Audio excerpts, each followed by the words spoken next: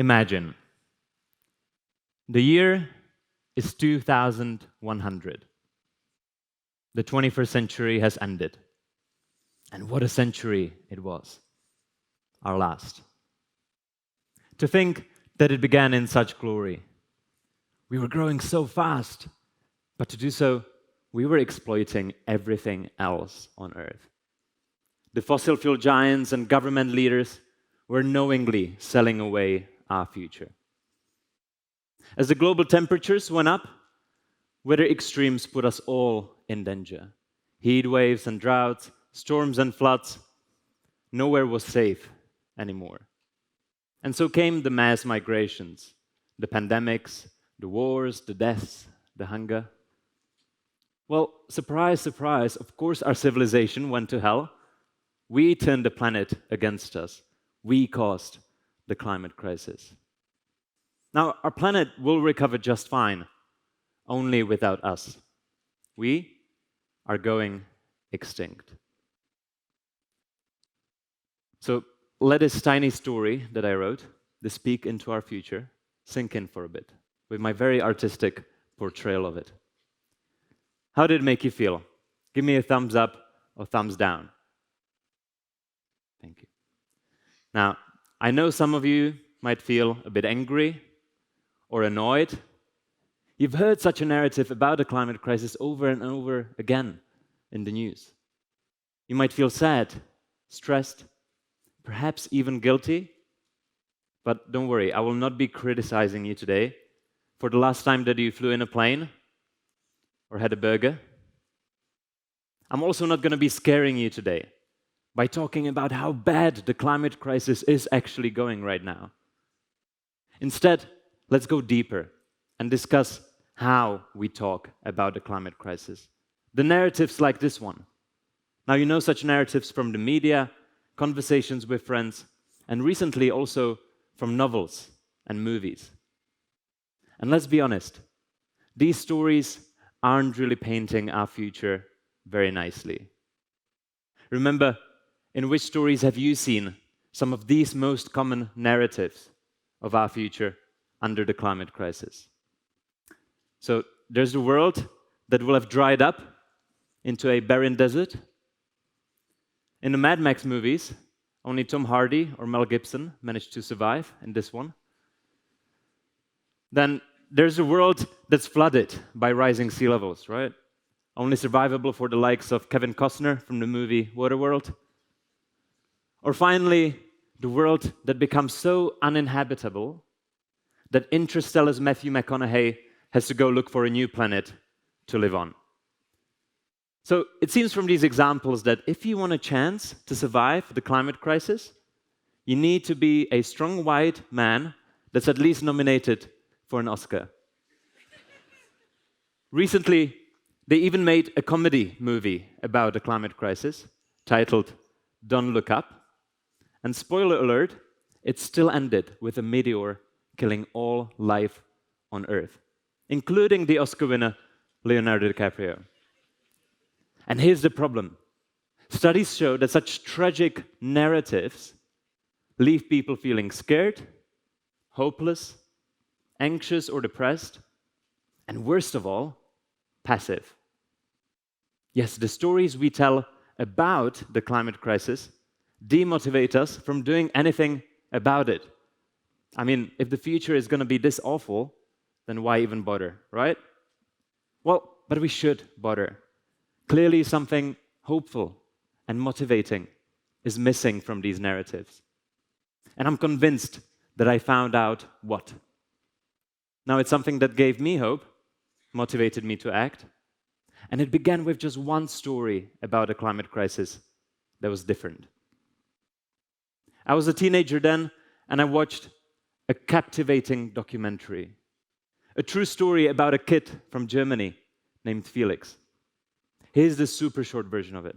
So, way before the climate crisis became such a big topic, the 9-year-old Felix was shocked to discover that it threatens the future of our generation. And so, he mobilized other kids worldwide, and together they started motivating people to plant trees where they're most needed. The organization, These Get Started, Plan for a Planet, is still growing today.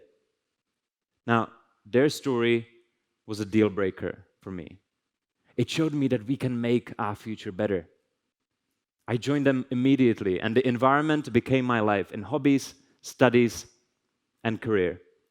But just to be clear, I'm not here to say that trees are the big fix for those tragic climate narratives. Sure, trees are great, you all know that, but trees alone are not going to magically save the world.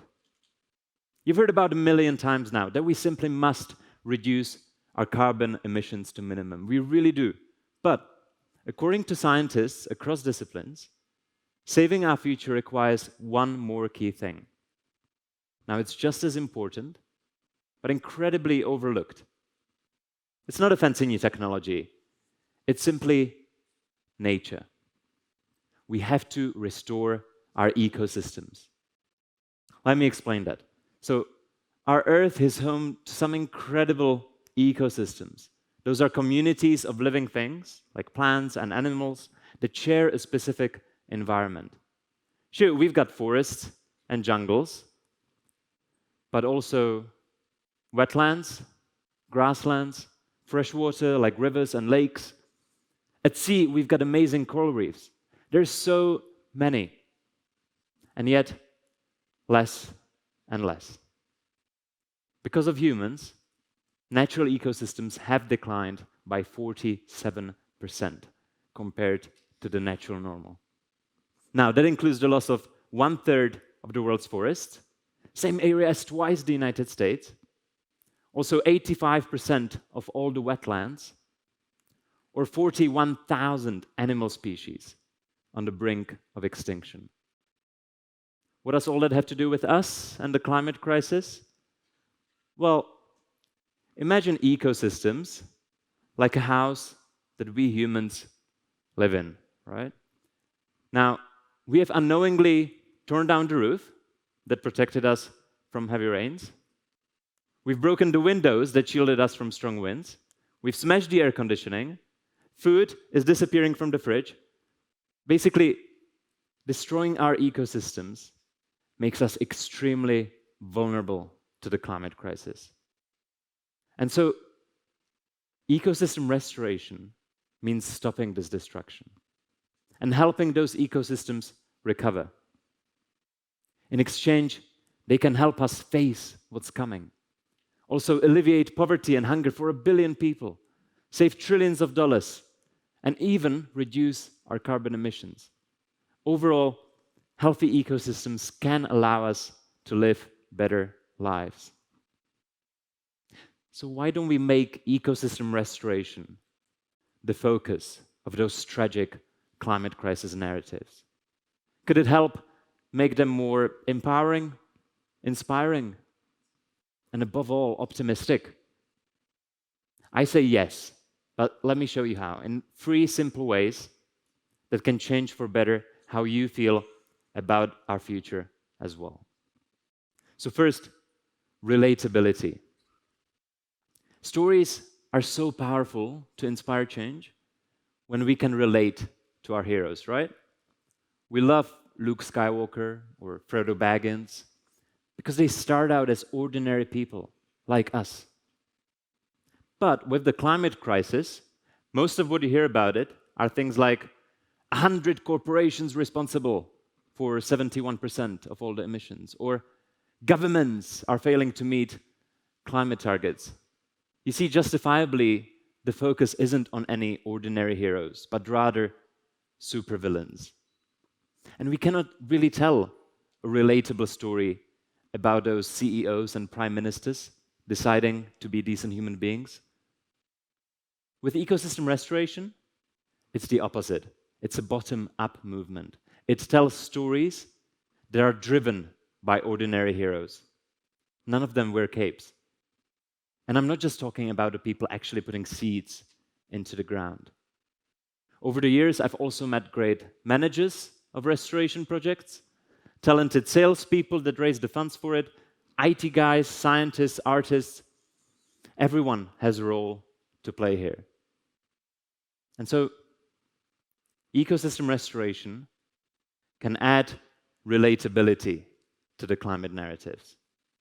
It can tell stories where heroes, just like us, can shine at the center. Second, tangibility. For stories to inspire change, we have to see the change, right? See the impact of our heroes' actions. So Luke becomes a Jedi, Frodo brings peace to Middle-earth. But again, with the climate crisis, seeing the impacts of your actions can be very difficult. So say you decide to ride a bicycle to work. Or say you decide to bring your fancy reusable bag to the supermarket. If you do, don't stop. You're awesome, you're doing something amazing. That bag looks so good on you. But it's also fair to wonder, which hurricane exactly will be stopped thanks to your great efforts? That's probably impossible to say because the climate crisis is a complex, global issue. In contrast, ecosystem restoration is a local challenge. And its impacts couldn't be more obvious for the people involved. For example, recently I visited my colleague and friend Mohammed in Ghana. Now, Mohammed grew up in a region at the very forefront of the climate crisis. Worried about increasing droughts and poverty, he began restoring their forests with a particularly impacted community. And the people there that I had the honor to speak with, they all agree. Bringing back their forests allows them to prevent droughts and poverty with a good source of food and sustainable income, sustainable employment. It gives them hope. And so, not only did ecosystem restoration give the climate narratives relatable heroes, but now we can also clearly see the impact that our heroes can achieve. My third point is probably the most important one: connection. So, earlier this year, I felt like a main character in my very own adventurous story. For 6 months, I did nothing but walk in the wilderness. Losing myself in these deep forest ecosystems, I witnessed my life slow down, become more peaceful, and in many ways more humble as well. I felt connected to nature as never before. Sometimes I literally became one with Earth. And that reminded me of what the scientists actually describe as the underlying reason that the climate crisis has gotten so out of hand: our disconnection from nature as humans. Stories are great evidence here. So, did you know that over the last 100 years or so, natural settings have actually been disappearing from animated movies? Movies that kids are growing up on? No more Snow White in a forest full of life, right? Instead, here's Spider-Man on top of a skyscraper. And that's a shame because we know that stories shape people from childhood. They influence our values, our behaviors, how we see the world. So why don't we put ecosystem restoration into stories? It could help us reconnect, make us all feel one with Earth again. And so I'll make a bold statement here and say that making ecosystem restoration the focus of those climate narratives can, in the long run, help us solve the climate crisis itself by stopping us from harming nature in the first place. Now we know that ecosystem restoration can fix the narratives of our future, make them more optimistic. But what do you do with that? Well, we're all storytellers in some way, right? Not just novelists and filmmakers, but also teachers, journalists, activists. When we talk about the climate crisis, let's not stop at saying how, for example, deserts are spreading across Africa because of it. Let's also talk about those wonderful people that are literally planting a green wall to prevent it. When children ask us, why are polar bears going extinct? Well, sure, tell them about the melting icebergs, tell them about the climate crisis, the evil corporations, all of that. But also tell them, and emphasize this, that thanks to the efforts of great people, panda bears are no longer going extinct. Let's change the narrative together, because our future isn't written yet. And it might even be quite nice. Just imagine. The year is 2100. The 21st century has ended. And what a century it was. In a way, our first. To think that it began in such glory. We were growing so fast. But to do so, we were exploiting everything else on Earth. And so, a movement was born of people who stood up for our planet. As the global temperatures went up, weather extremes put us all in danger.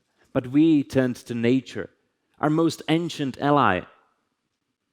Our restored forests cooled down the heat waves. Our protected coral reefs shielded the storm surges. And if the rains came down too hard, or not at all, our healthy soil still managed to bring food to the table. We have a new way of life now. Our planet will recover from this crisis. And we will too. Because we're a part of it. We will always be a part of it. Thank you.